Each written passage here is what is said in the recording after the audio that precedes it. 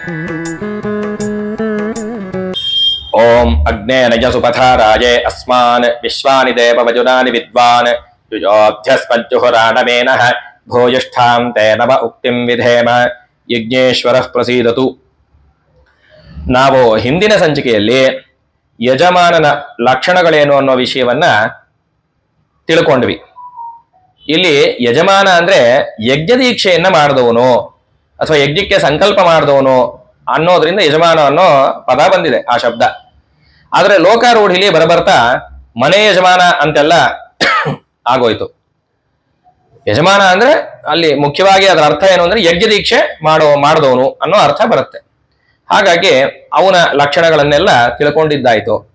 ಇವತ್ತಿನ ಸಂಚಿಕೆಯಲ್ಲಿ ಋತ್ವಿಜರ ಲಕ್ಷಣಗಳು, ಅವರಿಗೆ ಹೇಗೆ ಆಹ್ವಾನವನ್ನು ಕೊಡಬೇಕು, ಋತ್ವಿಜರಲ್ಲಿ ಯಾವ ಯಾವ ರೀತಿಯಾದ ವಿಭಾಗವನ್ನ ವೇದಶಾಸ್ತ್ರಗಳು ಮಾಡಿದೆ, ಅವರಿಗೆ ಹೇಗೆ ಗೌರವವನ್ನು ಸೂಚಿಸಬೇಕು, ಅವರನ್ನು ಹೇಗೆ ಬೀಳ್ಕೊಡ್ಬೇಕು ಅನ್ನೋ ಎಲ್ಲ ವಿಷಯಗಳನ್ನು ಇವತ್ತು ತಿಳ್ಕೊಳ್ಳೋ ಪ್ರಯತ್ನವನ್ನು ಮಾಡೋಣ. ಮೊದಲಿಗೆ ಋತ್ವಿಜರು ಅಂದ್ರೆ ಯಾರು? ಋತೌ ವಸಂತಾದಿ ಕಾಲೇ ಯಜಂತಿ ಇತಿ ಋತ್ವಿಜಃ ಅಂತ ಅರ್ಥ. ಅಂದ್ರೆ ವಸಂತಾದಿ ಋತುಗಳಲ್ಲಿ ಯಜಮಾನನು ಮಾಡಿರುವ ಸಂಕಲ್ಪಕ್ಕೆ ಸರಿಯಾಗಿ ಅವನು ಕೊಡೋ ದಕ್ಷಿಣೆಯಿಂದ ಸುಪ್ರೀತರಾಗಿ ಯಜ್ಞವನ್ನು ಮಾಡಿಸಿಕೊಟ್ಟು ಮತ್ತೆ ಯಜಮಾನನ ಇಷ್ಟಾರ್ಥಗಳು ಸಿದ್ಧಿಯಾಗ್ಲಿ ಅಂತ ಹೇಳಿ ಒಳ್ಳೆಯದನ್ನ ಹಾರೈಸಿ ಹೊರಡುವಂತವರು ಋತ್ವಿಜರು ಅಂತ ಅನ್ನಿಸ್ಕೋತಾರೆ. ಈಗ ವೇದಶಾಸ್ತ್ರಗಳಲ್ಲಿ ಈ ಋತ್ವಿಜರನ್ನ 4 ವಿಭಾಗಗಳಾಗಿ ವಿಂಗಡಿಸಿದ್ದಾರೆ.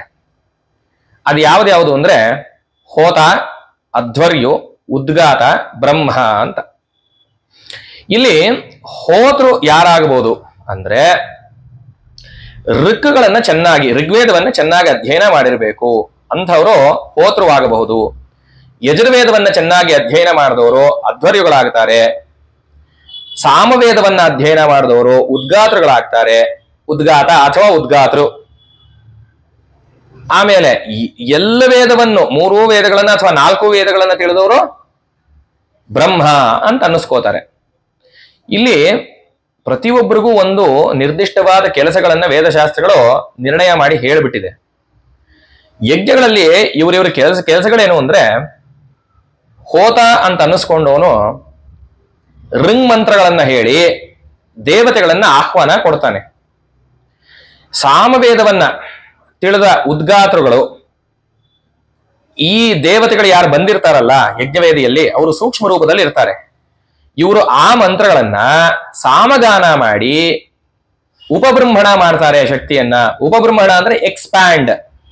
ಆ ಸೂಕ್ಷ್ಮ ರೂಪದಲ್ಲಿರೋ ಶಕ್ತಿಯನ್ನ ಸ್ಪಷ್ಟವಾಗಿ ಗೋಚರವಾಗಿ ಆಗೋ ಹಾಗೆ ಅವರು ಸಾಮಗಾನವನ್ನ ಮಾಡ್ತಾರೆ. ನಾವಿಲ್ಲಿ ಒಂದು ತಿಳ್ಕೋಬೇಕಾದ್ದೇನು ಅಂದ್ರೆ ಮಂತ್ರಗಳೆಲ್ಲ ದೇವತೆಗಳ ಸ್ವರೂಪವೇ. ಅಲ್ಲಿ ಮಂತ್ರ ಹೇಳಿದ್ರು ಅಂದ್ರೆ ದೇವತೆಗಳು ಪ್ರಕಟರಾಗ್ತಾರೆ ಅಂತಾನೆ ಅರ್ಥ, ಅದರಲ್ಲಿ ಯಾವ ಸಂಶಯವೂ ಇಲ್ಲ. ಹಾಗೆ ಸಾಮಗಾನ ಮಾಡಿದಾಗ ಇನ್ನ ಹೆಚ್ಚು ಪ್ರಕಟವಾಗ್ತಾರೆ ಅನ್ನೋದು ಅಭಿಪ್ರಾಯ. ಹೀಗೆ ಪ್ರಕಟವಾದ ದೇವತೆಗಳಿಗೆ ಅಧ್ವರ್ಯು ಅಂತ ಅನ್ನಿಸ್ಕೊಳ್ಳೋನು ಯಾಜ್ಯ ಪುರೋನುವಾಕ್ಯ ಮಂತ್ರಗಳನ್ನ ಹೇಳಿ ಆಹುತಿಗಳನ್ನ ಸಮರ್ಪಣೆ ಮಾಡ್ತಾನೆ. ಈ ಬ್ರಹ್ಮನ ಕೆಲಸ ಏನು? ಎಲ್ಲವನ್ನೂ ಸವ್ಯವಾಗಿ ನಡೀತಾ ಇದೆ, ಸರಿಯಾಗಿ ನಡೀತಾ ಇದೆ ಅನ್ನೋದನ್ನ ಗಮನದಲ್ಲಿ ಇಟ್ಕೊಳ್ಳೋದು. ಹಾಗಾಗಿ ಬ್ರಹ್ಮ ಅನ್ನೋವನಿಗೆ ಎಲ್ಲದರ ವಿಷಯವೂ ತಿಳಿದಿರ್ಬೇಕು. ಹೋತೃವಿನ ಕೆಲಸವೂ ತಿಳಿದಿರ್ಬೇಕು, ಅಧ್ವರ್ಯು ಏನ್ ಮಾಡ್ತಿದ್ದಾನೆ ತಿಳಿದಿರ್ಬೇಕು, ಉದ್ಗಾತರು ಏನ್ ಹೇಳ್ತಿದ್ದಾನೆ ತಿಳಿದಿರ್ಬೇಕು. ಅದು ಬ್ರಹ್ಮನ ಲಕ್ಷಣ. ಈಗ ಇಲ್ಲಿ ಒಂದು ವಿಷಯವನ್ನ ನಾನು ಹೇಳಬೇಕು. ಅದೇನು ಅಂದ್ರೆ ಅಥರ್ವ ವೇದದ ಬಗ್ಗೆ. ಇಲ್ಲಿ ಎಷ್ಟೋ ಕಡೆ ತ್ರಯಿ ಅಂತೆಲ್ಲ ಬಂದಿದೆ. ಅಂದ್ರೆ ತ್ರಯಿ ವಿದ್ಯಾ ಅಂದ್ರೆ 3 ವೇದಗಳು ಅನ್ನೋ ಅರ್ಥದಲ್ಲಿ. ಇಲ್ಲಿ 3 ವೇದ ಅನ್ನೋ ಅರ್ಥ ಏನು ಅಂದ್ರೆ ನಾವು ವೇದಗಳನ್ನ ಋಗ್ವೇದ ಯಜುರ್ವೇದ ಅನ್ನೋ ರೀತಿಯಲ್ಲಿ ವಿಭಾಗವನ್ನ ಮಾಡಿದ್ರೆ 4 ವೇದಗಳೇನೆ. ಆದರೆ ಋಕ್, ಯಜುಸ್ಸು, ಸಾಮಗಳು ಅನ್ನೋ ವಿಭಾಗ ಮಾಡಿದ್ರೆ 3. ಯಾಕೆ ಅಂದ್ರೆ ಅಥರ್ವ ವೇದದಲ್ಲೂ ಕೂಡ ಋಕ್ಕುಗಳೇ ಬರೋದು, ಋಕ್ಕುಗಳು ಯಜಸ್ಸುಗಳೇ ಬರೋದು. ಇನ್ನು ಬೇರೆ ಇರೋದಕ್ಕೆ ಸಾಧ್ಯವಿಲ್ವಲ್ಲ, ಋಕ್ಕುಗಳು ಯಜಸ್ಸುಗಳೇ ಬರಬೇಕು. ಹಾಗಾಗಿ ನಾವು ಆ ರೀತಿ ವಿಭಾಗವನ್ನ ಮಾಡಿದ್ದಾದ್ರೆ ಅಥರ್ವ ವೇದವೂ ಇದರಲ್ಲೇ ಸೇರ್ಕೊಂಡು ಬಿಡುತ್ತೆ. ಹಾಗಾಗಿ 3 ಅನ್ನೋ ಅರ್ಥ. ಈಗ ಈ ಹೊಸ ಕಾಲದಲ್ಲಿ ಈ ಲಿಬರಲ್ಸ್ ಎಲ್ಲ 3 ವೇದಗಳಿದ್ದಿದ್ದು, ಆಮೇಲೆ 4ನೇ ವೇದ ಬಂದಿದ್ದು, ಅಥರ್ವ ವೇದ ಹೊಸದಾಗಿ ಹುಟ್ಟುಕೊಂಡು, ಹಾಗಾಗಿ ಹಳೆ ಕಾಲದಿಂದ ತ್ರಯಿ ಅಂತ ಹೇಳ್ಕೊಂಡು ಬಂದ್ರು. ಆಮೇಲೆ ಅಥರ್ವ ವೇದ ಬಂತು, ಆಮೇಲೆ 4 ವೇದಗಳಾಯ್ತು. ಅಂತೆಲ್ಲ ಅಜ್ಞಾನದಿಂದ ಹೇಳ್ತಾರಷ್ಟೆ. ಅದು ಶುದ್ಧವಾದ ಅಜ್ಞಾನ. ಯಾಕೆ ಅಂದ್ರೆ ವಿಭಾಗ ಯಾವ ರೀತಿ ಮಾಡ್ತಾ ಇದ್ದೀವಿ ಅನ್ನೋದ್ರ ಮೇಲೆ ನಾವು ಅದನ್ನ 3, 4 ಅಂತ ಹೇಳ್ಬೇಕು. ವೇದಗಳು ಅನಾದಿ ಕಾಲದಿಂದಲೂ ವೇದಗಳು ಹಾಗೇ ಇದೆ, 4 ಅದರಲ್ಲಿ ಯಾವ ಸಂಶಯವೂ ಇಲ್ಲ. ಹೊಸದಾಗಿ ಹುಟ್ಕೊಂಡು ಬಂದಿದ್ದು ಯಾವುದೂ ಇಲ್ಲ. ಹಳೆ ಕಾಲದಿಂದಲೂ ಎಲ್ಲ ಇದೆ, ಅನಾದಿ ಕಾಲದಿಂದಲೂ. ಆದರೆ ನಾವು ಋಕ್ಕು, ಯಜಸ್ಸು, ಸಾಮ ಅಂತ ವಿಭಾಗ ಮಾಡಿದ್ರೆ 3 ಅಂತಾನೆ ಅರ್ಥವಾಗತ್ತೆ. 3 ವಿಭಾಗ. ಯಾಕೆಂದ್ರೆ ಅಥರ್ವ ವೇದದಲ್ಲೂ ಋಕ್ಕುಗಳು, ಯಜಸ್ಸುಗಳೇ ಬರೋದು. ಹಾಗಾಗಿ ಮುಂದಕ್ಕೆ ಈಗ ನಾವು ಋತ್ವಿಜರ ವಿಷಯವಾಗಿ ವಿಚಾರ ಮಾಡ್ತಿದ್ವಿ. ಯಜ್ಞಗಳಲ್ಲಿ ವೇದಶಾಸ್ತ್ರಗಳು ಇಂಥಿಂಥ ಯಜ್ಞಗಳಿಗೆ ಇಷ್ಟಿಷ್ಟು ಋತ್ವಿಜರು ಅನ್ನೋದನ್ನು ನಿರ್ಣಯ ಮಾಡಿ ಹೇಳಿಬಿಟ್ಟಿದೆ. ಈಗ ಅಗ್ನಿಹೋತ್ರವನ್ನ ಮಾಡಬೇಕಾದ್ರೆ ಏಕ ಋತ್ವಿಜ ಅಂತ ಹೇಳ್ತಾ ಇದೆ ವೇದ, ಒಬ್ಬನೇ ಋತ್ವಿಜನು ಅಂತ. ಈಗ ಬ್ರಾಹ್ಮಣರ ಅಗ್ನಿಹೋತ್ರಗಳಾದ್ರೆ ಅವರೇ ಯಜಮಾನನೇ ಮಾಡ್ಕೋತಾನೆ. ಈಗ ಹಳೆ ಕಾಲದಲ್ಲಿ ಮಹಾರಾಜರು ಕೂಡ ಅಗ್ನಿಹೋತ್ರಗಳಾಗಿರ್ತಾ ಇದ್ರು. ಎಲ್ರು ರಾಮ, ಕೃಷ್ಣ, ನಾವು ಯಾರ್ಯಾರ ಬಗ್ಗೆ ರಾಮಾಯಣ ಮಹಾಭಾರತದಲ್ಲಿ ಓದಿದ್ದೀವೋ ಕೊನೆಗೆ ದುರ್ಯೋಧನನು ಅಗ್ನಿಹೋತ್ರಿನೇ. ಮಹಾಭಾರತದಲ್ಲೇ ಬಂದಿದೆ ಅಗ್ನಿಹೋತ್ರ. ಎಲ್ಲರೂ ಮಾಡ್ತಾ ಇದ್ರು ಮಹಾರಾಜರೆಲ್ಲರೂ. ಅವಾಗ ಯಾರು ಮಾಡ್ತಿದ್ರು ಅಂದ್ರೆ ಯಜಮಾನನು ಸಂಕಲ್ಪ ಮಾಡಿ ಕೂತ್ಕೊಳ್ಳೋನು, ಅಧ್ವರ್ಯು ಅಂತ ಅನ್ನಿಸ್ಕೋತಾನಲ್ಲ, ಅವರು ಪುರೋಹಿತರಾಗಿ ಇರ್ತಾ ಇದ್ರಲ್ಲ, ಅವರು ಇವರ ಅಗ್ನಿಗಳನ್ನ ಕಾಪಾಡಿಕೊಂಡು ಇವರ ಅಗ್ನಿಗಳಲ್ಲಿ ಅಗ್ನಿಹೋತ್ರವನ್ನ ಮಾಡ್ತಾ ಇದ್ರು. ಮತ್ತೆ ಈಗ ನಾವು ಹಿಂದಿನ ಸಂಚಿಕೆಯಲ್ಲಿ ದರ್ಶೇಷ್ಟಿ, ಪೂರ್ಣಮಾಸೇಷ್ಟಿ ಅನ್ನೋ ಇಷ್ಟಿಗಳ ಬಗ್ಗೆ ವಿಚಾರ ಮಾಡಿದ್ವಿ. ಅಂದ್ರೆ ಅಮಾವಾಸ್ಯೆ ಆದ ಪಾಡ್ಯ, ಹುಣ್ಣಿಮೆಯಾದ ಪಾಡ್ಯ ಮಾಡುವಂತ ಯಜ್ಞಗಳೇನಿದೆ, ಆ ಯಜ್ಞಗಳಿಗೆ 4 ಜನ ಋತ್ವಿಜರು ಬೇಕು. ಯಾರ್ಯಾರು ಅಂದ್ರೆ ಅಧ್ವರ್ಯು, ಬ್ರಹ್ಮ, ಹೋತ, ಆಗ್ನಿಧ್ರ ಅನ್ನೋ ಋತ್ವಿಜರು. ಹೀಗೆ ಸೋಮಯಾಗಗಳಲ್ಲಿ 16 ಜನ ಋತ್ವಿಜರು ಬೇಕಾಗುತ್ತಾರೆ. ಅದು ಹೇಗೆ ಅಂದ್ರೆ ಹೋತೃ ಗಣದಲ್ಲಿ 4 ಜನ ಇರ್ತಾರೆ, ಅಧ್ವರ್ಯು ಗಣದಲ್ಲಿ 4 ಜನ, ಉದ್ಗಾತ್ರ ಗಣದಲ್ಲಿ 4 ಜನ, ಬ್ರಹ್ಮನ ಗಣದಲ್ಲಿ 4 ಜನ. ಹೀಗೆ 16 ಜನ ಋತ್ವಿಜರಾಗ್ತಾರಲ್ಲಿ. ಇನ್ನ ನಮ್ಮ ಕರ್ಮಗಳು, ಈಗ ನಾವೇನು ಒಂದು ಅಗ್ನಿಯಲ್ಲಿ ಹೋಮಗಳು ಮಾಡ್ತಾ ಇದ್ದೀವಲ್ವಾ, ಅದರಲ್ಲಿ ಇಂತಿಷ್ಟೇ ಋತ್ವಿಜರು ಇರಬೇಕು ಅಂತ ಹೇಳಿ ಯಾವ ನಿಯಮವನ್ನು ವೇದಶಾಸ್ತ್ರಗಳು ಹೇಳಲಿಲ್ಲ. ಆದರೆ ಯಾವತಿ ಕರ್ಮ ಅತಿವೇಗೇನ ನಿರ್ವಾಕ್ಯಂ ತಾವತೋ ವೃಣೀತ ಅನ್ನೋ ವಚನದ ಹಾಗೆ ಕರ್ಮವನ್ನ ಸಕಾಲದಲ್ಲಿ ಮುಗಿಸೋದಿಕ್ಕೆ ಎಷ್ಟು ಜನ ಋತ್ವಿಜರು ಬೇಕೋ ಅದನ್ನ ಲೆಕ್ಕಾಚಾರ ಮಾಡಿಕೊಂಡು ಅಷ್ಟು ಜನ ಋತ್ವಿಜರನ್ನ ತಗೋಬೇಕು ಅನ್ನೋದು ಶಾಸ್ತ್ರದ ಅಭಿಪ್ರಾಯ. ಅಂದ್ರೆ ಈಗ ಏನೋ ಒಂದು 10,000 ಜಪ ಮಾಡ್ಬೇಕು, 1,000 ಹೋಮ ಮಾಡ್ಬೇಕು ಅಂದ್ರೆ ಅದಕ್ಕೆ ಸರಿಯಾಗಿ ಎಷ್ಟು ಋತ್ವಿಜರು ಬೇಕು, ಸಕಾಲದಲ್ಲಿ ಮುಗಿಸ್ಬೇಕು. ಬೆಳಗ್ಗೆ ಯಾವಾಗ್ಲೂ ಶುರು ಮಾಡಿ ರಾತ್ರಿ 5 ಗಂಟೆ, ಸಂಜೆ 5 ಗಂಟೆಗೆ ಮುಗಿಸೋದಲ್ಲ ಕರ್ಮ. ಯಾವಾಗ್ಲೂ ಸಕಾಲದಲ್ಲಿ ಮುಗಿಸ್ಬೇಕು. ಹಾಗಾಗಿ ಅದಕ್ಕೆ ಎಷ್ಟು ಜನ ಬೇಕೋ ಅಷ್ಟು ಋತ್ವಿಜರನ್ನ ತಗೊಂಡು ಆ ಕರ್ಮವನ್ನ ಮಾಡಬೇಕು. ಆದ್ರೆ ನಮ್ಮ ಈ ಒಂದು ಅಗ್ನಿಲಿ ಮಾಡುವಂತದ್ದೇನಿದೆ, ಈಗ ಅಗ್ನಿಹೋತ್ರಾದಿಗಳೆಲ್ಲ 3 ಅಗ್ನಿಗಳಲ್ಲಿ ಮಾಡುವಂತದ್ದು. ಈಗ ನಮ್ಮದು ಸ್ಮಾರ್ತ ಕರ್ಮಗಳೇನಿದೆ ಅಥವಾ ನಾವು ಹೋಮಗಳೇನು ಮಾಡ್ತಾ ಇದೀವಿ ಅದನ್ನ ಸ್ಮಾರ್ತ ಕರ್ಮ ಅಂತ ಕರೀತಾರೆ. ಅಥವಾ ಗೃಹ್ಯಾಗ್ನಿಲಿ ಮಾಡುವಂತಹ ಕರ್ಮ, ಅಂದ್ರೆ ನಮ್ಮ ಉಪಾಸನಾಗ್ನಿಲಿ ಮಾಡುವಂತಹ ಕರ್ಮಗಳಿಗೆ ಗೃಹ್ಯಾಗ್ನಿಲಿ ಮಾಡುವಂತಹ ಕರ್ಮ ಅಂತಾನು ಹೇಳ್ತಾರೆ. ಅಂಥ ಕರ್ಮಗಳಿಗೆ ಬ್ರಹ್ಮ ಅನ್ನೋ ಋತ್ವಿಜ ಅಂತೂ ಮ್ಯಾಂಡೇಟ್ರಿ ಇರಲೇಬೇಕು. ಆ ಒಬ್ಬ ಋತ್ವಿಜನನ್ನ ಬಿಟ್ಟು ಇನ್ನು ಎಷ್ಟು ಜನ ಬೇಕು ಅನ್ನೋದನ್ನ ಲೆಕ್ಕಾಚಾರ ಮಾಡಿ ತಗೋಬೇಕು ಅನ್ನೋದು ಅಭಿಪ್ರಾಯ. ಈಗ ಈ ಋತ್ವಿಜರಿಗೆ ಯಾವ ರೀತಿಯಾದ ಲಕ್ಷಣಗಳಿರ್ಬೇಕು, ಅವ್ರು ಹೇಗಿರ್ಬೇಕು ಅನ್ನೋದನ್ನ ನಮ್ಮ ಸೂತ್ರಕಾರರೆಲ್ಲರೂ ಡಿಫೈನ್ ಮಾಡಿಬಿಟ್ಟಿದ್ದಾರೆ. ಆಪಸ್ತಂಭ ಶ್ರೌತ ಸೂತ್ರದಲ್ಲಿ ಈ ಸೂತ್ರ ಈ ರೀತಿ ಹೇಳ್ತಾ ಇದೆ: ಋತ್ವಿಜೋ ವೃಣೀತೆ ಜಾನ ಸ್ಥವಿರಾನವ ಅನೂಚಾನಾನ್ ಊರ್ಧ್ವವಾಚಃ ಅನಂಗಹೀನಾನ್ ಅಂತ ಆಪಸ್ತಂಭರು ಹೇಳ್ತಿದ್ದಾರೆ. ಅಂದ್ರೆ ಅರ್ಥ ಏನು ಅಂದ್ರೆ ತರುಣರಾಗಿರ್ಬೇಕು, ಅಂದ್ರೆ ಸ್ಥಿರವಾಗಿ ಗಟ್ಟಿಯಾಗಿರ್ಬೇಕು, ಬಲಾಢ್ಯರಾಗಿರ್ಬೇಕು. ಯಾಕೆಂದ್ರೆ ಕರ್ಮವನ್ನ ಮಾಡಬೇಕಾದ್ರೆ ಮೈಯೆಲ್ಲ ಕಣ್ಣಾಗಿ ಚುರುಕಾಗಿ ಕೂತಿರಬೇಕು. ಹಾಗಾಗಿ ತರುಣರಾಗಿದ್ರೆ ಅವರಿಗೆ ಎನರ್ಜಿ ಇರುತ್ತೆ. ಆಮೇಲೆ ಅನೂಚಾನಾನ್ ಅಂದ್ರೆ ಅನೂಚಾನವಾಗಿ ಅವರ ತಂದೆ, ತಾತ, ಮುತ್ತಾತ ಎಲ್ಲ ವೈದಿಕರಾಗಿರ್ಬೇಕು, ವೇದವನ್ನ ಅಧ್ಯಯನ ಮಾಡಿ ಅವರು ಆರ್ತ್ವಿಜ್ಯವನ್ನ ಋತ್ವಿಜರಾಗಿ ಹೋಗಿರ್ಬೇಕು, ಆರ್ತ್ವಿಜ್ಯವನ್ನ ಮಾಡಿರ್ಬೇಕು ಅಂತ. ಇಲ್ಲಿ ಯಾಕೆ ತಂದೆ, ತಾತ, ಮುತ್ತಾತ ಎಲ್ಲರೂ ಮಾಡಿರ್ಬೇಕು ಅಂತ ಹೇಳ್ತಾ ಇದೆ ಅಂದ್ರೆ ಇಲ್ಲಿ ಯಾವುದೇ ಕಾಂಟ್ರವರ್ಸಿಗೆ ಆಸ್ಪದ ಇಲ್ಲ. ಇಲ್ಲಿ ನಾವೊಂದು ಕಾಮನ್ ಸೆನ್ಸ್ ಅಪ್ಲೈ ಮಾಡಬೇಕು. ಈಗ ನೀವು ಹೋಗಿ ಯಾರಾದ್ರೂ ಒಬ್ಬ MLA ಮಕ್ಕಳನ್ನ ವಿಚಾರ ಮಾಡಿ ಅವರ ಕಾನ್ಸ್ಟಿಟ್ಯೂಯೆನ್ಸಿಲಿ ಯಾರು ಗೆದ್ರು, ಯಾರು ನಿಂತಿದ್ರು, ಯಾರು ಸೋತ್ರು, ಅಥವಾ ಈ ಊರಿನಲ್ಲಿ ಎಷ್ಟು ಕಾನ್ಸ್ಟಿಟ್ಯೂಯೆನ್ಸಿಗಳಿದೆ, ಪ್ರತಿ ಒಂದು ಸ್ಟ್ಯಾಟಿಸ್ಟಿಕ್ಸು ಎಲ್ಲ ಗೊತ್ತಿರುತ್ತೆ ಆ ಮಕ್ಕಳಿಗೆ, ಸಣ್ಣ ಸಣ್ಣವರಾದ್ರೂ ಕೂಡ. ಯಾಕೆ ಅಂದ್ರೆ ಅವ್ರು ಚಿಕ್ಕ ವಯಸ್ಸಿಂದ ಅದನ್ನೇ ನೋಡ್ಕೊಂಡು ಬೆಳೆದಿರ್ತಾರೆ. ಹಾಗಾಗಿ ಅವ್ರಿಗೆ ಎಲ್ಲ ವಿಷಯ ಗೊತ್ತಿರುತ್ತೆ ಅದರದ್ದು. ಹಾಗೇನೆ ಎಲ್ಲ ವೃತ್ತಿಗಳು ಹಾಗೇನೆ. ಈಗ ಇದೇ ರೀತಿಲಿ ನಮ್ಮ ವೃತ್ತಿ ಕೂಡ ಈಗ ಅಂದ್ರೆ ವೈದಿಕ ವೃತ್ತಿ ಏನಿದೆ, ಆರ್ತಿಜ್ಯವನ್ನು ಮಾಡುವಂಥದ್ದು, ತಂದೆ ತಾತ ಮುತ್ತಾತ ಎಲ್ಲರೂ ಆರ್ತಿಜ್ಯವನ್ನು ಮಾಡ್ಕೊಂಡೇ ಇದ್ದು ಹಾಗೆ ಅದೇ ವಂಶದಲ್ಲಿ ಬೆಳೆದಿದ್ರೆ ಆ ಮಕ್ಕಳಿಗೆ ಚಿಕ್ಕ ವಯಸ್ಸಿಂದ ಕೆಲವೆಲ್ಲ ಸಣ್ಣ ಸಣ್ಣ ವಿಷಯಗಳು ನೋಡೇ ಕಲ್ತು ಬಿಟ್ಟಿರ್ತಾರೆ. ಹಾಗಾಗಿ ಎಲ್ಲವನ್ನೂ ಹೇಳ್ಕೊಡೋ ಅವಶ್ಯಕತೆ ಇರೋದಿಲ್ಲ. ಆಮೇಲೆ ಪರ್ಫೆಕ್ಷನ್ ಅನ್ನೋದಿರುತ್ತೆ.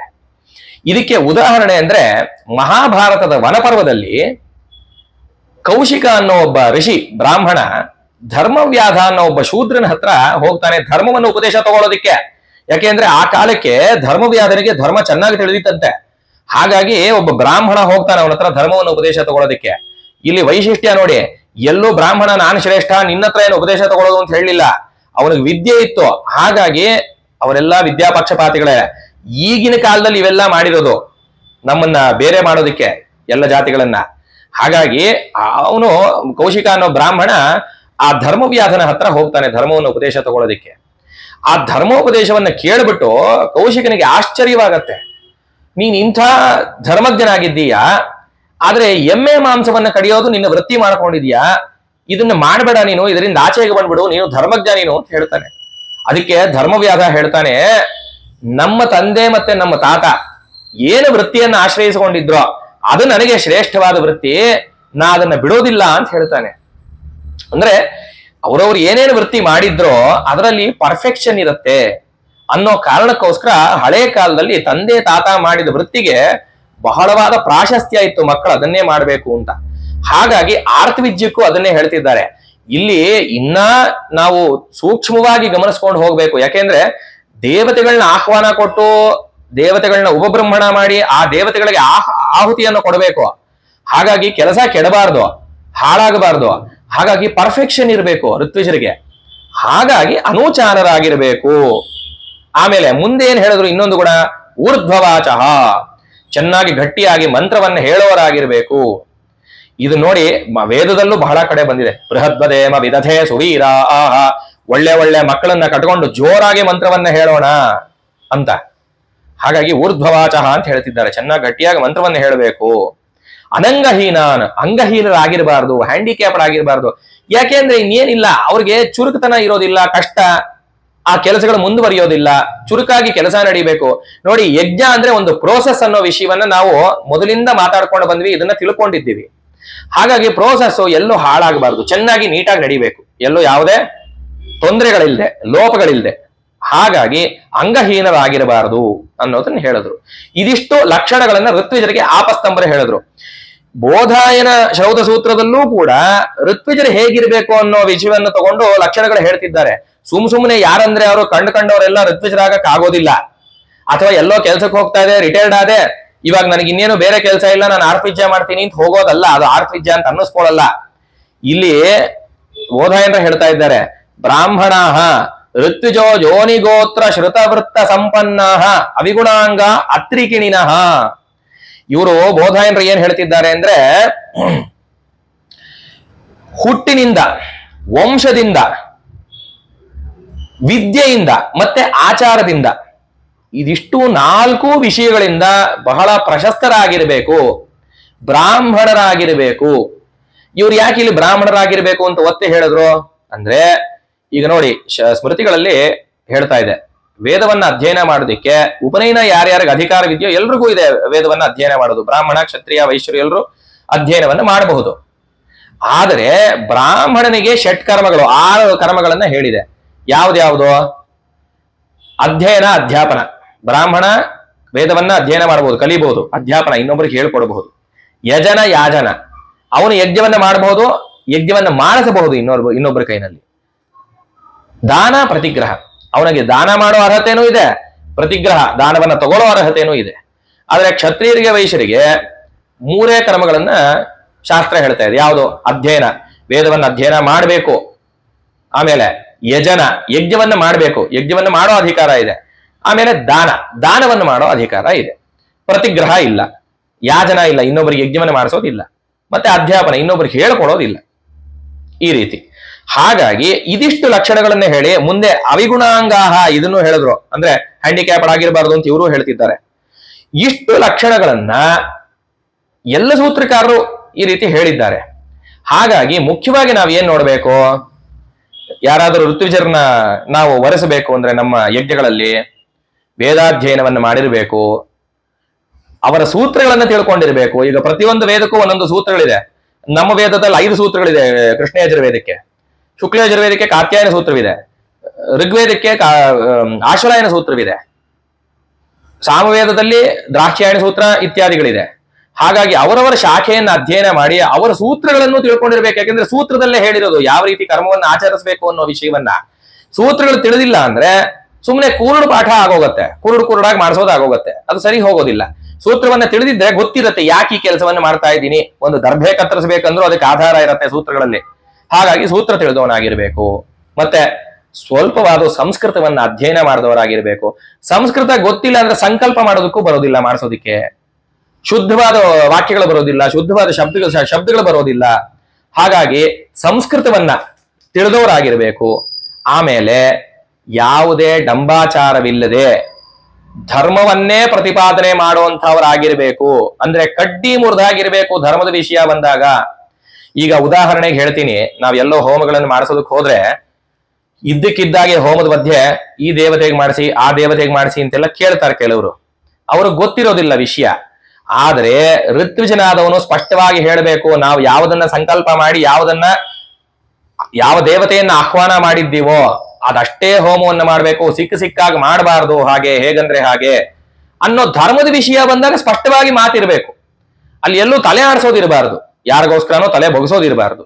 ಹಾಗೆ ಧರ್ಮೈಕ ದೃಷ್ಟಿ ಇರಬೇಕು ಅನ್ನೋದು ಇಲ್ಲಿ ಮುಖ್ಯವಾದ ವಿಷಯ. ಈ ರೀತಿಯಾದ ಋತ್ವಿಜರನ್ನ ನಮ್ಮ ಯಜ್ಞಗಳಲ್ಲಿ ವರ್ಣನೆ ಮಾಡಬೇಕು. ಈ ಋತ್ವಿಜರಿಗೆ ಆಹ್ವಾನವನ್ನು ಹೇಗೆ ಕೊಡಬೇಕು ಅಂದ್ರೆ, ಈಗ ನೋಡಿ ವಾಟ್ಸ್ಆಪ್ ಅಲ್ಲಿ ಲಗ್ನ ಪತ್ರಿಕೆ ಕಳಿಸೋದು, ಫೋನ್ ಮಾಡಿ ನೀವು ಬಂದ್ಬಿಡಿ ಅಂತ ಕರೆಯೋದು, ಏನೇನೋ ಆಗೋಗಿದೆ. ಇದು ನಮ್ಮ ಆಚಾರವಲ್ಲ, ನಮ್ಮ ಸನಾತನ ಧರ್ಮವಲ್ಲ. ಈ ರೀತಿ ಹಳೆ ಕಾಲದಲ್ಲಿ ನಡೀತಾ ಇರಲಿಲ್ಲ. ಫೋನ್ಗಳು ಬಂದ ಮೇಲೆ ಹಾಳಾಗೋಯ್ತು. ಹಳೆ ಕಾಲದಲ್ಲಿ ಆಹ್ವಾನ ಹೇಗೆ ಕೊಡ್ತಿದ್ರು ಅಂದ್ರೆ, ಋತ್ವಿಜರಿಗೆ ಯಜಮಾನ ದಂಪತಿಗಳಾಗಲಿ ಅಥವಾ ಅವರ ಪ್ರತಿನಿಧಿಗಳಾಗ್ಲಿ ಯಾರಾದ್ರೂ ಆಚಾರ್ಯರ ಮನೆಗೆ, ಋತ್ವಿಜರ ಮನೆಗೆ ಹೋಗ್ತಿದ್ರು. ಅಥವಾ ಕೊನೆ ಪಕ್ಷ ಆಚಾರ್ಯರ ಮನೆಗಾದ್ರೂ ಹೋಗ್ತಿದ್ರು. ಹೇಗೆ ಹೋಗ್ತಿದ್ರು? ಬರೀ ಕೈನಲ್ಲಿ ಹೋಗ್ತಿರ್ಲಿಲ್ಲ. ಫಲಗಳ ತಟ್ಟೆ, ಮತ್ತೆ ಪುಷ್ಪ, ಮತ್ತೆ ವಸ್ತ್ರ, ಆಚಾರ್ಯ ದಂಪತಿಗಳಿಗೆ ವಸ್ತ್ರಗಳು, ಆಮೇಲೆ ದಕ್ಷಿಣೆ ಅದರಲ್ಲಿ ಈ ರೀತಿ ತಗೊಂಡು ಹೋಗಿ ಆಚಾರ್ಯರಿಗೆ ಸಮರ್ಪಣೆ ಮಾಡಿ ಅವರ ಕೈನಲ್ಲಿ ಅಕ್ಷತೆಯನ್ನ ಕೊಟ್ಟು ನಮಸ್ಕಾರ ಮಾಡಿಕೊಂಡು, ಇಂಥ ಕರ್ಮವನ್ನು ನಾನು ಸಂಕಲ್ಪ ಮಾಡಿದ್ದೀನಿ, ತಾವು ಬಂದು ನಡೆಸ್ಕೊಡ್ಬೇಕು, ನಮಗೆ ಆಶೀರ್ವಾದ ಮಾಡಬೇಕು, ಒಳ್ಳೇದಾಗ್ಲಿ ಅಂತ ಹೇಳಿ ನಮಸ್ಕಾರ ಮಾಡಿಕೊಂಡು ಅವ್ರ ಹತ್ರ ಆಶೀರ್ವಾದ ತಗೊಂಡು ಬರ್ತಾ ಇದ್ರು.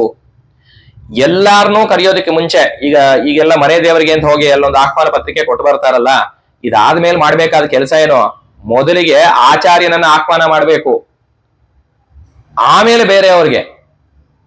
ಈ ರೀತಿ ಮಾಡಿ ಅವ್ರ ಹತ್ರ ಆಶೀರ್ವಾದವನ್ನು ಪಡ್ಕೊಂಡು ಬಂದು ಆಮೇಲೆ ಯಜ್ಞವನ್ನ ಪ್ರಾರಂಭ ಮಾಡಬೇಕು ಅನ್ನೋದು ಶಾಸ್ತ್ರಾಭಿಪ್ರಾಯ. ಆದ್ರೆ ಈ ಕಾಲದಲ್ಲಿ ಎಲ್ಲರೂ ವಾಟ್ಸ್ಆಪ್ ಅಲ್ಲಿ ಕಳಿಸ್ಬಿಡ್ತಾರೆ. ಯಾರಿಗೂ ಆ ಧರ್ಮದ ಪರಿಜ್ಞಾನವೇ ಇಲ್ಲ. ಅಂದ್ರೆ ಇದೊಂದು ಸಂಸ್ಕೃತಿ, ಈ ರೀತಿಯಾಗಿ ಈ ಆಚಾರವನ್ನ ನಾವು ಇಟ್ಕೋಬೇಕು, ಹಳೆ ಕಾಲದಿಂದ ಹೀಗೆ ಬಂದಿದೆ ಅನ್ನೋದು ಮರೆತು ಬಿಟ್ಟಿದ್ದಾರೆ ಎಲ್ಲರೂ. ಈ ರೀತಿಯಾಗಿ ಆಹ್ವಾನವನ್ನ ಕೊಟ್ಟು ಅವರು ಮನೆಗೆ ಬರ್ತಾರಲ್ಲ, ಅವ್ರನ್ನ ಹೇಗೆ ಕರ್ಕೋಬೇಕು ಅನ್ನೋದು ವೇದ ಹೇಳಿದೆ. ಏನ್ ಹೇಳ್ತಿದೆ ಅಂದ್ರೆ, ಅಪದಾತಿ ನೃತ್ಯಜ ಸಮಾಪಹಂಜ ಸುಬ್ರಹ್ಮಣ್ಯಾಯ.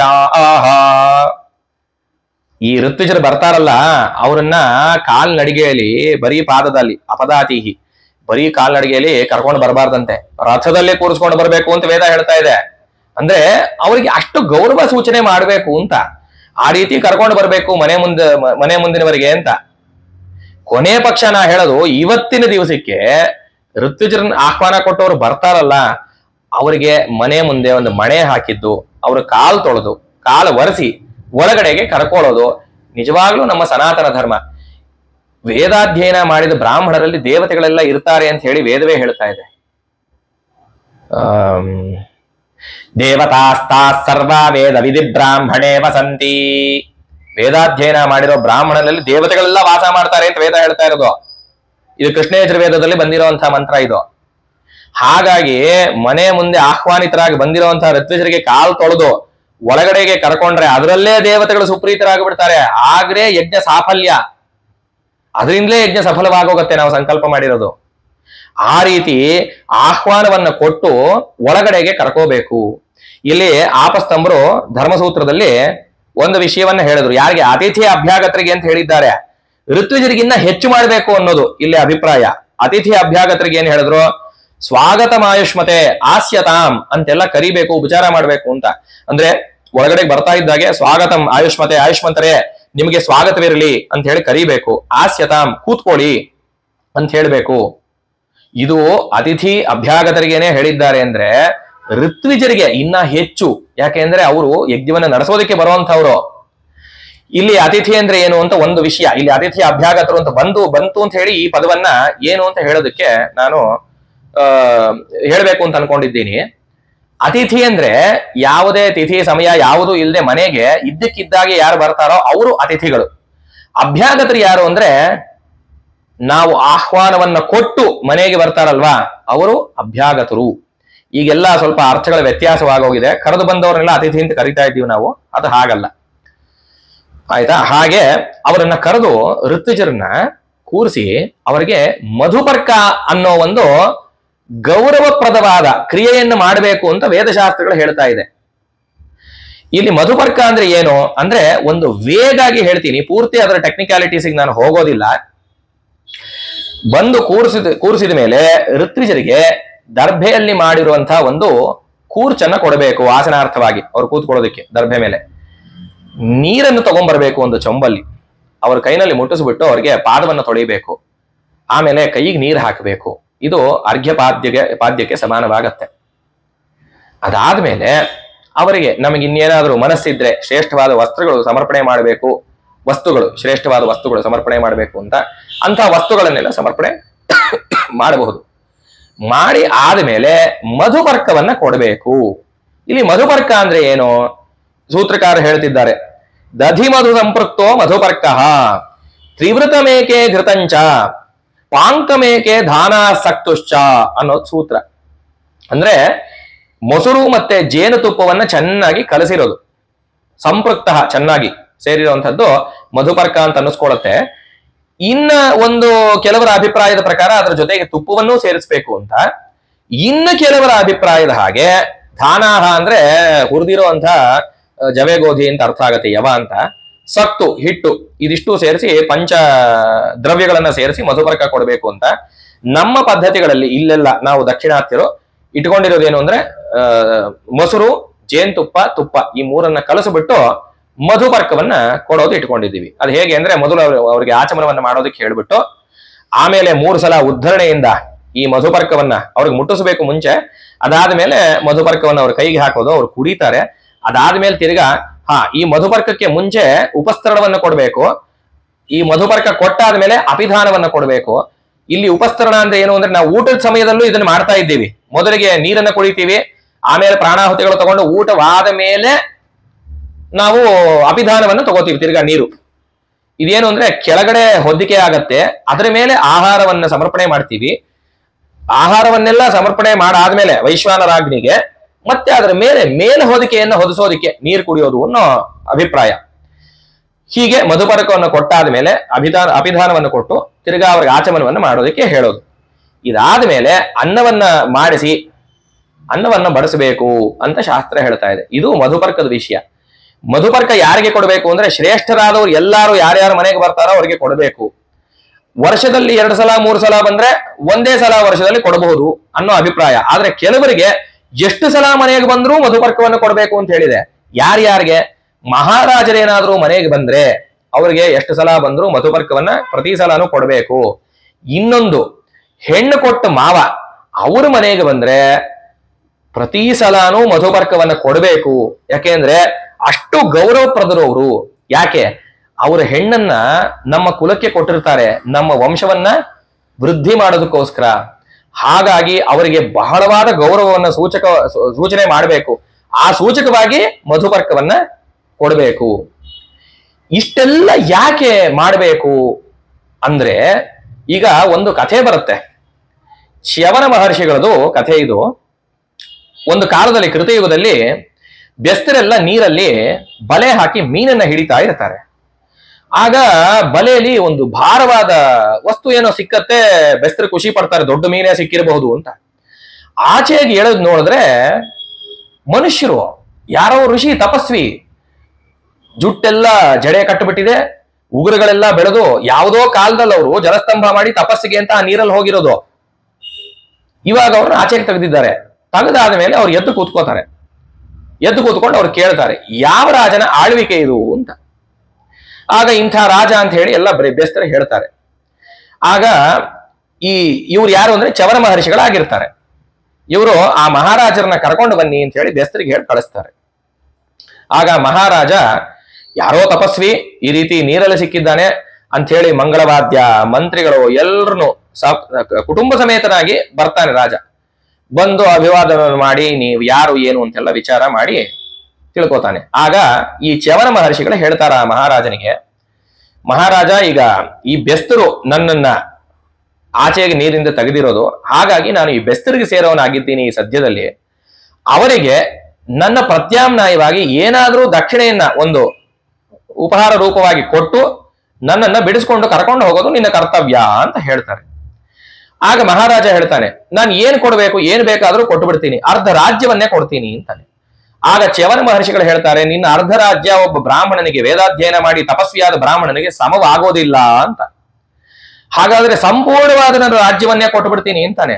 ಆ ರಾಜರೆಲ್ಲ ಎಂಥ ಧಾರ್ಮಿಕರು ನೋಡಿ, ಎಲ್ಲವನ್ನೂ ಅರ್ಜನೆ ಮಾಡಿರೋದನ್ನು ಕೊಡೋದಕ್ಕೆ ಸಿದ್ಧವಾಗ್ಬಿಟ್ಟ ಮಹಾರಾಜ ಆ ತಪಸ್ವಿಗಳನ್ನ ಕರ್ಕೊಂಡು ಹೋಗೋದಿಕ್ಕೆ. ಕೊನೆಗೆ ಚ್ಯವನ ಮಹರ್ಷಿಗಳು ಹೇಳ್ತಾರೆ, ಅದೂ ಒಬ್ಬ ಬ್ರಾಹ್ಮಣನಿಗೆ ಸಮವಾಗೋದಿಲ್ಲ ಅಂತ.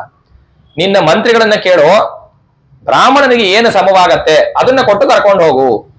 ಆಗ ಮಹಾರಾಜ ಮಂತ್ರಿಗಳನ್ನ ಕೇಳಿದಾಗ ಮಂತ್ರಿ ಹೇಳ್ತಾನೆ, ಅಂಥ ವೇದಾಧ್ಯಯನ ಮಾಡಿರೋ ತಪಸ್ವಿಯಾದ ಬ್ರಾಹ್ಮಣನಿಗೆ ಸಮವಾಗಿರೋದು ಹಸು ಮಾತ್ರ ಅಂತ ಹೇಳಿದಾಗ ಅವ್ರು ಎಷ್ಟು ಕೇಳ್ತಾರೋ ಅಷ್ಟು ಗೋವುಗಳನ್ನ ಅವರಿಗೆ ಕೊಟ್ಟು ಬೆಸ್ತರಿಗೆ ಇವರನ್ನ ಕರ್ಕೊಂಡು ಹೋಗ್ತಾನೆ ಮಹಾರಾಜ. ಇಲ್ಲಿ ಯಾಕೆ ಈ ಕಥೆಯನ್ನ ಹೇಳಿದೆ ಅಂದ್ರೆ, ಆ ವೇದಾಧ್ಯಯನ ಮಾಡಿ ಆಚಾರವಂತರಾಗಿದ್ದು, ಅನುಷ್ಠಾನ ಪರರಾಗಿದ್ದು ಇರುವಂತಹ ಬ್ರಾಹ್ಮಣರು ಎಷ್ಟು ಶ್ರೇಷ್ಠರು ಅನ್ನೋ ವಿಷಯವನ್ನ ಈ ಕಥೆ ಹೇಳ್ತಾ ಇದೆ ಅಂತ. ಹೀಗೆ ಇದೆಲ್ಲ ಆದ್ಮೇಲೆ ಈಗ ಅವ್ರನ್ನ ಕರ್ಕೊಂಡಿದ್ದಾಯ್ತು, ಮತ್ತೆ ನಮ್ಮ ಕರ್ಮಗಳೇನಿತ್ತು ಅದನ್ನೆಲ್ಲ ಮುಗಿಸ್ಕೊಂಡು ಅದಾದ್ಮೇಲೆ ಅವರಿಗೆ ದಕ್ಷಿಣೆಯನ್ನ ಕೊಡಬೇಕು. ಈ ಕಾಲ ಹೇಗಾಗಿದೆ, ಕರ್ಮ ಮುಗಿದಿದ ತಕ್ಷಣ ಆ ಬಂದ ಋತ್ವಿಜರ ಕಡೆ ನೋಡೋದೇ ಇಲ್ಲ ಬಹಳಷ್ಟು ಜನ. ಆ ರೀತಿ ಮಾಡಬಾರ್ದು. ಆ ಕರ್ಮದಲ್ಲಿ ಕೊನೆಗೆ ಅಕ್ಷತೆ ನೀರು ಬಿಡ್ತೀವಲ್ವಾ ಕರ್ಮ ಸಮಾಪ್ತಿಗೆ, ಆ ಅಕ್ಷತೆ ನೀರು ಬಿಡೋದಕ್ಕೆ ಮುಂಚೆ ಅವರಿಗೆ ದಕ್ಷಿಣೆಯನ್ನ ಕೊಡಬೇಕು. ಆ ದಕ್ಷಿಣೆಯನ್ನ ಹೇಗ್ ಕೊಡಬೇಕು ವೇದ ಹೇಳ್ತಾ ಇದೆ, ಶ್ರೀಯಾದೇಯಂ ಹರಿಯಾದೇಯಂ ಭಿಯಾದೇಯಂ. ನಮ್ಮ ಶ್ರೇಯಸ್ಸಿಗೋಸ್ಕರ ದಕ್ಷಿಣೆಯನ್ನು ಕೊಡಬೇಕು, ನಮಗೆ ಶ್ರೇಯಸ್ಸಾಗಲಿ ಅಂತ. ಮತ್ತೆ ಭಯದಿಂದ ಕೊಡಬೇಕು. ಅಯ್ಯೋ ನಾನು ಕೊಡ್ತಾ ಇರೋದು ಬಹಳ ಕಡಿಮೆ, ಇಂಥ ಮಹಾ ಬ್ರಾಹ್ಮಣರು, ಒಳ್ಳೆ ವೇದಾಧ್ಯಾಯಿಗಳು, ಅನುಷ್ಠಾನ ಪರರು, ಆಚಾರವಂತರು ಬಂದಿದ್ದಾರೆ, ಬಹಳ ಕಡಿಮೆ ಕೊಡ್ತಾ ಇದ್ದೀನಲ್ಲ ಅಂತ ನಾಚಿಕೆಯಿಂದ ಕೊಡಬೇಕು. ಭಿಯಾದೇಯಂ, ಭಯದಿಂದ ಕೊಡಬೇಕು. ಭಯ ಪಟ್ಕೊಂಡು ಅಯ್ಯೋ ಬಹಳ ಕಡಿಮೆ ಕೊಟ್ಟು ಬಿಡ್ತಾ ಇದ್ದೀನಿ, ಅವರು ನನಗೆ ಸಂತೃಪ್ತರಾಗಿ ಒಳ್ಳೇದಾಗ್ಲಿ ಅಂತ ಆಶೀರ್ವಾದ ಮಾಡ್ಲಿ ಅಂತ ಭಯ ಪಟ್ಕೊಂಡು ಕೊಡಬೇಕು. ಇದನ್ನ ವೇದವೇ ಹೇಳಿದೆ, ನಾವು ಹೇಳ್ತಾ ಇರೋ ಮಾತಲ್ಲ. ಇದೆಲ್ಲ ಮನಸ್ಸಿಗೆ ಒಂದು ಸಂಸ್ಕಾರ ಬರೋದಿಕ್ಕೆ, ಸಂಕಟ ಪಡ್ಕೊಂಡು ಕೊಡೋದಲ್ಲ ದಾನವನ್ನ. ಅದರಿಂದ ಯಾವ ಪ್ರಯೋಜನವಾಗೋದಿಲ್ಲ. ಹಾಗಾಗಿ ವೇದ ಇದನ್ನೆಲ್ಲ ಹಾಕೊಟ್ಟಿದೆ. ಈ ರೀತಿ ಈ ಚೌಕಟ್ಟಲ್ಲೇ ಇರಬೇಕು, ಈ ರೀತಿ ಮಾಡಬೇಕು, ಈ ರೀತಿ ಕೊಡಬೇಕು, ಇದರಿಂದ ಒಂದು ನಾಚಿಕೆನೂ ಇರಬೇಕು, ನಾ ಕೊಡ್ತಾ ಇರೋದೇನು ದೊಡ್ಡ ವಿಷಯ ಅಲ್ಲ ಅಂತ. ಯಾಕೆಂದ್ರೆ ಅವನಿಗೆ ಅದರಿಂದ ಅಹಂಭಾವ ಬೆಳಿಬಾರ್ದು. ಹಾಗಾಗಿ ಈ ರೀತಿ ಅವನಿಗೆ ದಕ್ಷಿಣೆಯನ್ನ ಕೊಟ್ಟು ಅವನನ್ನ ಬೀಳ್ಕೊಡ್ಬೇಕು. ಋತ್ವಿಜನನ್ನ ಹೇಗೆ ಬೀಳ್ಕೊಡೋದು? ಮನೆಯಿಂದ ಆಚೆಗೆ ಹೊರಟಿದ ತಕ್ಷಣ ಮನೆ ಬಾಗಿಲು ಹಾಕೊಡೋದಲ್ಲ. ಯಜಮಾನನು ಋತ್ವಿಜನ ಜೊತೆಗೆ ಆಚೆ ಹೋಗಿ, ಸೂತ್ರಕಾರರೆಲ್ಲ ಹೇಳ್ತಾ ಇರೋದೇನು ಅಂದ್ರೆ ಗ್ರಾಮದ ತುದಿವರೆಗೆ ಹೋಗಿ ಬಿಟ್ಟು ಬರ್ಬೇಕು ಅಂತ. ಕೊನೆ ಪಕ್ಷ ಈ ಕಾಲದಲ್ಲಿ ನಾವು ಆ ನಮ್ಮ ಒಂದು ಮನೆಯಿಂದ ರೋಡ್ ತುದಿಗೋ ಅಥವಾ ಗೇಟಿಂದ ಆಚೆಗೋ ಬಿಟ್ಟಾದ್ರೂ ಅವ್ರನ್ನ ಬೀಳ್ಕೊಟ್ಟು ಅವ್ರಿಗೆ ಧನ್ಯವಾದ ಹೇಳಿ ಬೀಳ್ಕೊಟ್ಟು ಮನೆ ಒಳಗಡೆಗೆ ಬರಬೇಕು. ಇದು ಸಂಪ್ರದಾಯ. ಈ ರೀತಿ ಬ್ರಾಹ್ಮಣರಲ್ಲಿ ನಡ್ಕೋಬೇಕು. ಇನ್ನು ಮುಂದಿನ ಸಂಚಿಕೆಯಲ್ಲಿ ಇನ್ನ ಮಹತ್ತರವಾದ ವಿಷಯಗಳನ್ನ, ಧರ್ಮಶಾಸ್ತ್ರದಲ್ಲಿ ಏನೇನು ಹೇಳಿದೆ ಅನ್ನೋದನ್ನ ತಿಳ್ಕೊಳ್ಳೋ ಪ್ರಯತ್ನವನ್ನ ಮಾಡೋಣ.